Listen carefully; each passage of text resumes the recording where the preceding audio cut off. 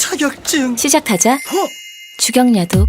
주경야독. 기능사도 주경야독, 기사도 주경야독, 기능장도 주경야독, 기술사도 주경야독. 자격증 주경야독으로 끝내자.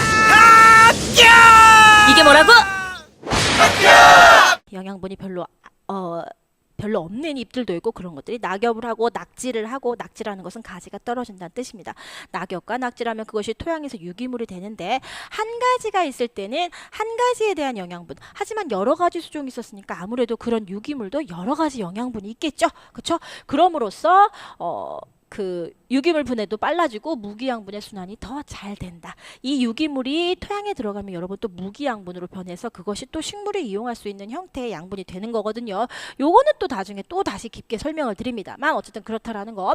또 수간에 의한 공간의 이용이 효과적이다. 자, 앞쪽에서 보신 것처럼 토양 공간 안에서도 굉장히 이용이 효과적이지만 토양 위, 임지 위의 상부 쪽에서도 토양 공간 이용이 굉장히 확 좋은 것이 뭐냐면, 혼혈하면 아무래도 키가 큰 수목도 있고 키가 작은 수목도 있고, 또한 수간이 옆으로 퍼지는 것이 있는가 하면 그렇지 않고 위로 수간이 쭉 뻗는 것들이 있고 여러 가지 종류가 있겠죠. 그런 것들이 여러 섞여 있다 보면 임지의 위쪽인 상층부도 어떻게 돼요, 여러분? 공간 이용이 굉장히 좋겠다라는 것이죠. 순임 같은 경우는 한 가지 수종, 키도 비슷하고 어떤 수간의 형태도 비슷하기 때문에 자라날 때 굉장히 어떻게 되는 경우가 많아요. 똑같이, 예를 들어서 똑같은 사람이 예를 들어 쭉 서 있다고 한다면 그것보다 작은 애, 큰 애 같이 서 있으면 아무래도 공간 이용이 좋겠죠. 그런 내용이 되겠습니다. 혼혈임 내의 기후 상태는 변화의 폭이 좁아진다. 혼혈임 내는 아까 상층 공간의 이용이 굉장히 좋다고 했죠. 수목이 서 있는 임지의 공간의 이용이 좋다라고 했었죠. 그것과 일맥상통하는 건데요.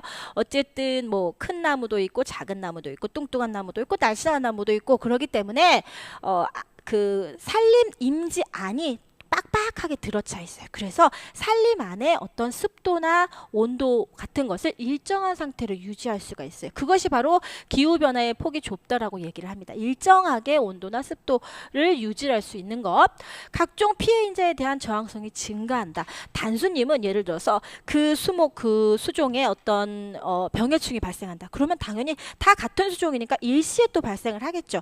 하지만 혼효 같은 경우는 이 수목에는 이것이 해충이 되지만 다른 수목에는 해충이 되지 않아요. 어떤 벌레가 그렇다라고 하기 때문에, 그러니까 그 병해충에 대해서만 한 가지 예를 들어도 그렇고, 여러 가지 균이라든지 세균이라든지 이런 것들뿐만 아니라 또는 여러 가지 뭐 냉해라든지 또는 뭐 설해라든지 눈으로 인한 피해, 냉해로 인한 피해, 이런 모든 위해에 대해서 혼혈임이 훨씬 더 건강하게 잘 견딜 수 있다는 얘기가 되겠습니다. 저항력이 증가한다. 그래서 순림과 혼혈임의 장점 꼭 외워두셔야겠습니다. 자, 이번엔 동령님과 일령님. 자, 이것은 수령에 의한 구분이에요. 수령에 의한 구분. 수령. 그쵸? 제가 수령에 의한 구분을 썼죠. 같은 나이냐? 동령. 다른 나이냐? 이령. 다를 이, 같을 동. 령자는 수령할 때 영자. 나이 영자입니다. 그래서 동령님. 수목의 연령병이가, 근데 수목이 솔직히 원래는 여러분 동령이라 하면, 자, 20년생이면 얘도 20년생, 쟤도 20년생.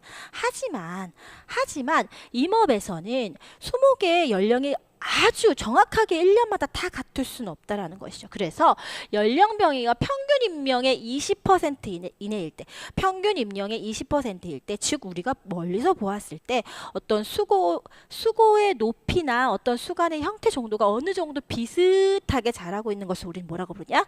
동령이라고 부르게 됩니다. 동령님. 굵기가, 높이가 비슷한